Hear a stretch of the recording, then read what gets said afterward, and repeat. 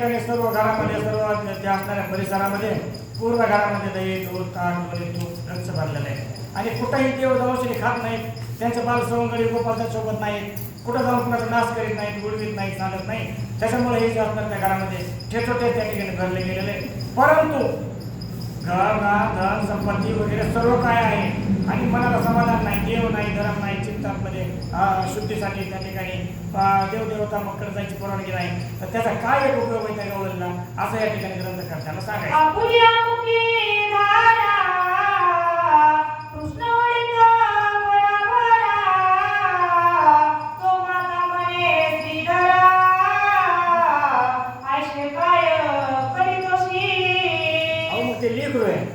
लेकरू आहे शेजारकडे जाते खाते पिते आणि तिकडे पोट भरून आणते. मग घरी आल्यानंतर ते अन्न पदार्थ कमी खाते ना. पण जेव्हा आपलं लेकरू कुणाच्याच घरी नाही दिल्यानंतर दुप्पट तिप्पट घरचंच खाई ना. ते आईने काढलेल्या दुधाच्या धारा वगैरे जे आहेत ना त्या चरव्याची चरव्या घ्यायचा आणि पिऊन टाकायचा. माठाची माठं घ्यायचा यशोदा मातेची आणि खाऊन टाकायचा. मग तो देव आहे, त्या देवाला या ब्रह्मांडातला सर्व अन्न भक्षण केलं तरी त्याची खूप ताकद नव्हती. मग बाहेर गवळण इकडे तिकडे जायचा खायचा, त्याचं चित्त त्या ठिकाणी समाधान व्हायचं. पण इकडे एकटीच आहे आणि मग दूध काढून ठेवायची पाठीमागं त्यांनी संपून टाकायचं. अहो एक वेळेस असा प्रसंग आला, एका साईडने काय झालेलं आहे, त्या दुधाच्या दारात आई काढती आणि त्या राहिलेल्या दुधाच्या दारात तिकडं तो आपल्याला स्वतःच्या मुखामध्ये घेऊन प्यायला लागला होता गाईसोबत.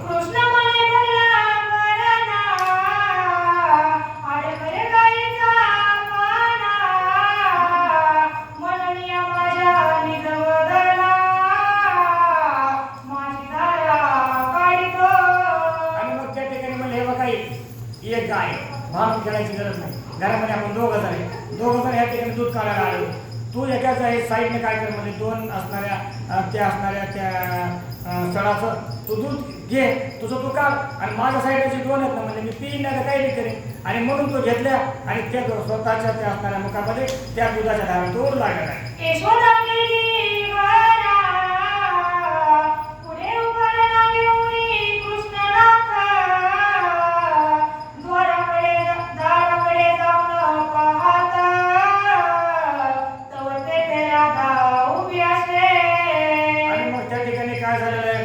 काढायला यशोदा माता बसलेली डोळ्यापुढे चित्र आणा. त्या गाईच्या पलीकडून तो जे असणारा दुधाच्या धारा पितोय बसलेला आहे. आणि मग ही काय म्हणली इकडे बघ, तू काय कर म्हणले बंद कर, त्या दोन्ही पाट्याचं मला दूध काढायचं, तू बाजूला उभा राहा. मग असं म्हणून तो बाजूला सरकला, दरवाज्यामध्ये जाऊन उभा राहिला. तिकडच्या दरवाज्यामध्ये असणारी भक्त राधा उभी आहे त्याला दिसलेली.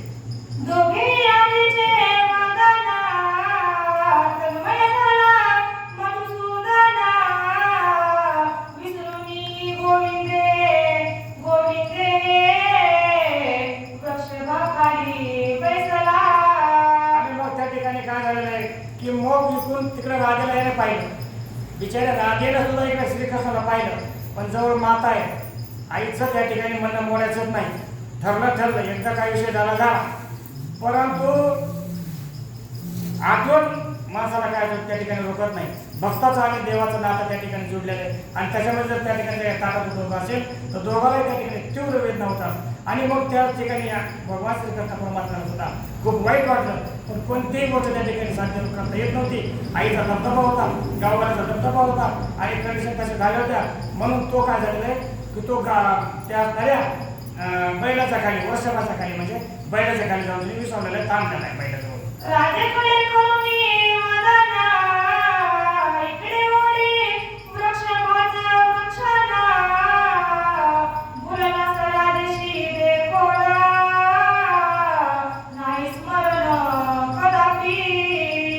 त्या ठिकाणी माय जाती अगदी जरी दूध काय घातली तरी आपलं बाळ काय करतंय, काय खेळतंय, काय नाही आईचं लक्ष अर्ध्या धंद्यावर असतं आणि अर्धा आपल्या लेकराकडे असतं. हे गेला आणि हातामध्ये ते हे घेतलं कमंडल आणि याला दूध काढायला म्हटला. दूध काढायला म्हटलं पण तिकडच्या साईडने राधा पाहत होती आणि हा राधेला पाहत होता. भक्ताच्या आणि त्या ठिकाणी देवाची काय झालेलं समोरासमोर भेट झाली. दोघं एकमेकांमध्ये लीन झाले. मग ह्याने काय केलेलं गाईला म्हणून दूध काढायच्या ऐवजी बैलाच्या गाय बसून दूध काढला. माईचं मात्र प्रत्यक्षात ध्यानात आलं. म्हणली येण्या तुझं लक्ष या ठिकाणी काही दूध काढण्यावर नाही. तो त्या ठिकाणी समोर जी असणारी राधा आहे तिच्याकडे पाहतोस आणि या ठिकाणी बैला खाली तू काय करतोस दूध काढायला म्हटलास. म्हणजे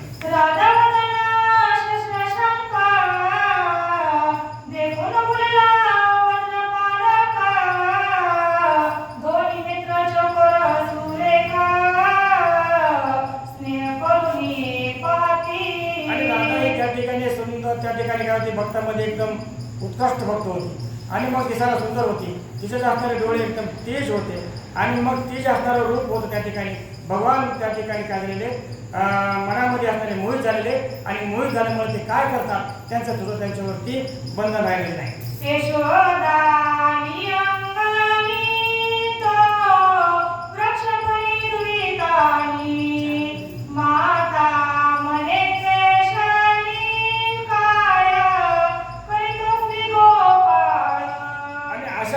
काय झालेलं आहे की मग हे असणारं यशोदा मातेचं दूध काढायचं झालं.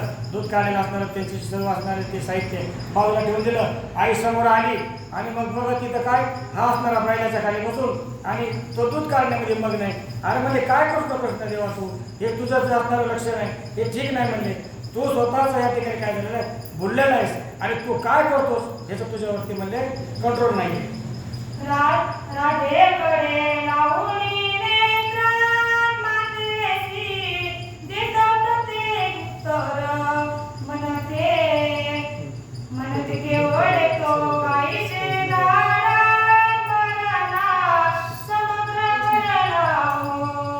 त्या ठिकाणी काय झालंय आणि आघाडीतपणा घडला आणि मग तिने सांगितलं तू त्या बैलाचं दूध काढतोस लेकरा, तुला कळत नाही, तू चुकायला लागलास असं म्हणलं की देव भानावर आले. देव भानावर आले महाराज एकाएकी दूध काढायला लागले. म्हणजे आईच्या त्या ठिकाणी आपल्याला आईच्या चुकीमध्ये सापडल्या म्हणून देवानं काय केलं खरोखर त्या ठिकाणी बैलाला पाना थोडा केला. बैलाच्या खाली उभा राहायला मारतो, बैलाच्या खाली बसलेला आहे आणि जेव्हा दूध काढायला लागला दूध काढतो देव दूध काढायला तर दगडातून सुद्धा दूध काढू शकतो. मग जेव्हा दुधाच्या त्या ठिकाणी धारा लागल्या त्याची नदी उत्पन्न झाली, गंगा तयार झाली आणि त्या असणाऱ्या त्या ठिकाणी समुद्रापर्यंत त्या दुधाच्या धारा त्या ठिकाणी गेलेल्या आहेत.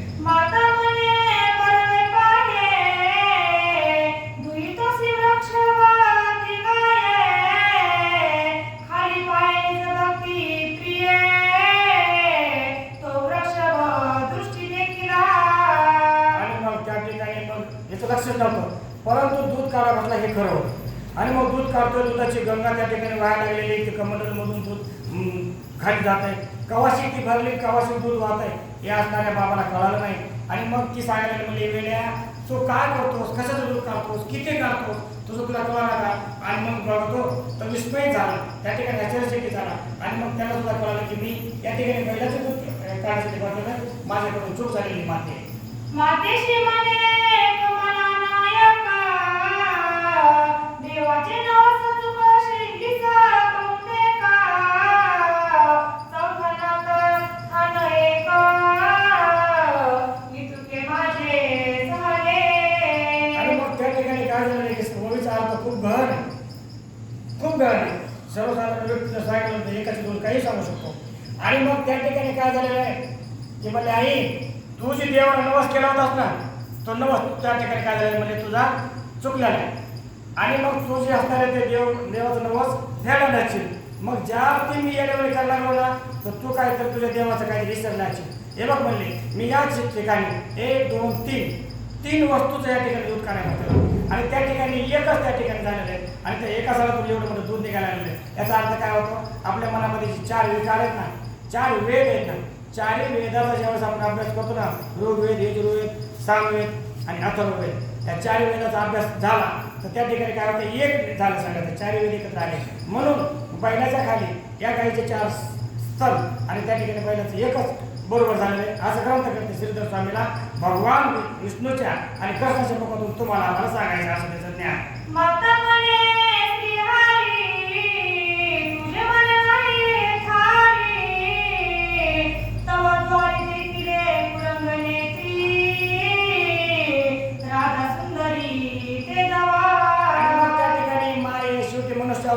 मनुष्य अवतारामध्ये असल्याच्या नंतर की मग बुद्धिवान आहे पण त्या ठिकाणी तसं वागायचं आणि जसं लिहिलं नाही तसंच बोलायचं. मग त्या ठिकाणी कृष्णाचं काम कृष्ण करायला लागले, यशोदा मातेचं काम यशोदा माता करायला लागली. तिनं त्याला किती उपदेशाला बोलला तरी त्या ठिकाणी कृष्ण परमात्म्याचं तिनं मनावर घेतलं नाही. म्हणजे नाही तू जरी मला काही विश्वासात ज्ञान दिलं तरी बाबा तुझ्यापर्यंत ती मर्यादित ठेव, तू जे सांगतोस ती मला काही पटत नाही. 4चं एक झालेलं हे मला काहीच कळत नाही पण मला जी डोळ्यासमोर एक दिसतं ना ती एकच करायची. माईची आणि लेकराची बघण्याची दृष्टी एकच आहे, तिला ती एकच दिसतंय आणि ह्याला 4चं एकच दिसतंय. दोघांचा अर्थ अगदी बरोबर आहे. 3 सारखा महाराज परंतु ही म्हणली काही नाही, तू जे काम करतो ते चुकीचं आहे, हे माझ्या मुद्द्यावर मात्र मी ठाम आहे असं म्हणल्यानंतर मात्र त्या ठिकाणी तो उठून उभा राहिला आणि समोर त्या ठिकाणी दैत्यमान राधा समोर उपस्थित आहे. माता मने घटा घेऊन सिरी कागे किती उभी जवारी येई चालली झडपकारी यमुना नारी आणवया. आणि मग त्या ठिकाणी काय झालं, ती असलेली राधा डोक्यावर गागर घेऊन तशीच उभा. किती वेळ झाले हे दूध काढतोय, हे दूध काढण्याची याची जे असणारी कमंडल भरून याचं जे असणारं ते दूध पार नद्या गंगा तयार होऊन संगम तयार होऊन आणि तिकडे समुद्रावर गेले तरी येऊ तिथंच आहे आणि ते राधा तिथंच आहे. इतर तिच्या जी जोडीदारने ते यमुनेवरती जायच्या, पाणी आणायच्या, पाणी भरून त्यांचं रांधून भरला, घर भरलं, त्यांची कामं संपली. इथं रांधून रिकामा, घागर रिकामी डोक्यावर आणि ही नदीला गेलेली नाही. इकडून तिकडून गिरी नदीला भरून आणली, ती भागलेली गावावर डोक्यावर तशीच उभा. अशी आवाज झाल्यानंतर यशोदा माता म्हणाली, तुला काही कळतं का नाही रे, तू तुझं काम नीट करीत नाही. तोपर्यंत तिची सुद्धा आई तिथून म्हणाली, हे बाई तुला कळत नाही, तुझ्याबरोबरचा इतर महिन्याचं सगळं पाणी भरून झालं आणि एकच घागर आणलीस आणि अर्ध्या वारात उभा राहिलीस आणि करोडो वरात मला इथं दिवस मध्याने आला तर इथं तू कसं काय थांबलीस. गेली घेऊन यमुना जीवना तो खेळायला जीवना राधेच्या द्वारी येऊन मुले मिळून उभाशे. आणि मग त्या ठिकाणी काय झालं नाही की ती असणारे पाण्याची गागर घेऊन आणि ती असणारी राधा जवळजवळ राजनाच्या जवळ आली. राजनाच्या जवळ आलेली राजनामध्ये टाकणार तोवर त्याने काय केलं, कपटीपणाने एक वेगळं रूप धरलं आणि मग त्या ठिकाणी तहानल्याला गडी होऊन बसला आणि मला इकडे मला आता खूप तहान लागलेली आणि ते पाणी तू राजना टाकल्यावर तळाला जाणार आहे, म्हणजे पुन्हा तू मला देणार नाहीस किंवा घेता येणार नाही. तुझ्या गाडीत असणारं पाणी मला तू आता पाच म्हणजे या ठिकाणी तोरा तोरा दिखावा सेवैवरी मंथनाशिया मावारी तोरे देखिए श्रीहरी जलदवर्ण साजिया. आणि मग त्या ठिकाणी काय झालं की ती आणि पाणी भरायचं होतं, पाण्याची वेळ निघून गेली. ती म्हणली ती सासू काय म्हणली, बाई तू काय करा आता हे पाणी भरायचं बंद कर, पाणी पुन्हा आण. आता हे सूर्य नारायण वरी आला, पाणी आणता आणता तुझी वेळ टळून गेली. तू काय झालं पण तुझं आज कामावर लक्ष नाही. काय कर, सूर्यनारायण वरती जर आला ना माय बहिणीवर, ते जे असणार तुमचं दूध दही आहे ना, दूध दही तुम्ही त्या ठिकाणी किती त्या ठिकाणी त्याचं लोणी काढायचा प्रयत्न केला तरी निघत नाही. जोपर्यंत ते थंड आहे तोपर्यंत त्याला फिरवावं लागतं आणि मग त्या थंडपणामध्ये ते लोणीवर येतं. आता काय कर, पाणी तू पुन्हा भर. आता दूध या ठिकाणी घुसळून करायची झालेली आहे, काही नाही. याच्यामध्ये तू काय कर म्हणली, सर्व त्या ठिकाणी गाडी पाणी टाक आणि तू आता ताक करण्यासाठी बस.